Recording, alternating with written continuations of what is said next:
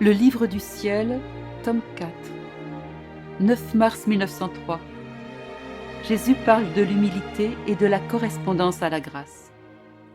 Me trouvant dans mon état habituel, j'entendis Jésus béni prier dans mon intérieur.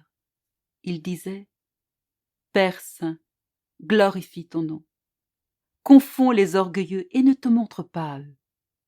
Manifeste-toi aux humbles, vu que seulement les humbles te reconnaissent comme leur Créateur et se reconnaissent comme ta créature. » Ensuite il garda le silence, et je compris la force de l'humilité devant Dieu. Je compris que Dieu n'a aucune hésitation à confier aux humbles ses plus précieux trésors. Tout est ouvert pour les humbles, rien n'est sous clé. C'est le contraire pour les orgueilleux. Il semble que Dieu leur met des pièges sous les pieds pour les confondre à chaque pas.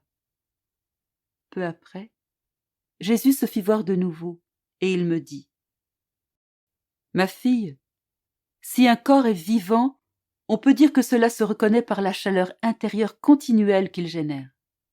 Par contre, un corps mort peut bien être réchauffé au moyen de quelque chaleur extérieure, mais comme cette chaleur ne vient pas de la vraie vie, le corps se refroidit immédiatement. On peut reconnaître de la façon suivante si une âme est vivante à la grâce. Sa vie intérieure se manifeste par les œuvres qu'elle accomplit et par l'amour qu'elle a envers moi. Et elle ressent la force de ma propre vie dans la sienne. Par contre, si par quelque cause extérieure qu'elle se réchauffe, c'est-à-dire si elle fait quelque bien et ensuite se refroidit, retourne à ses vices et retombe dans ses habituelles faiblesses, il y a une grande probabilité qu'elle est morte à la grâce ou qu'elle est aux dernières extrémités de la vie.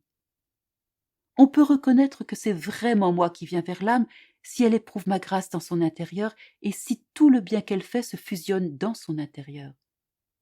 Par contre, si on voit que tout est extérieur et qu'on n'aperçoit rien de bien dans l'intérieur de l'âme, ça peut être le démon qui agit. »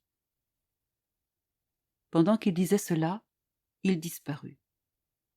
Peu après, il revint encore et ajouta « Ma fille, comme ce sera terrible pour ces âmes qui ont été beaucoup fécondées par ma grâce et qui n'y ont pas correspondu. La nation hébraïque a été la plus comblée, la plus fécondée et pourtant la plus stérile. Moi-même, pendant ma vie publique, j'ai obtenu de minces résultats. Ainsi, nous n'avons pas produit les fruits que Paul a obtenus chez les autres nations, moins fécondées par la grâce, mais qui y ont mieux correspondu.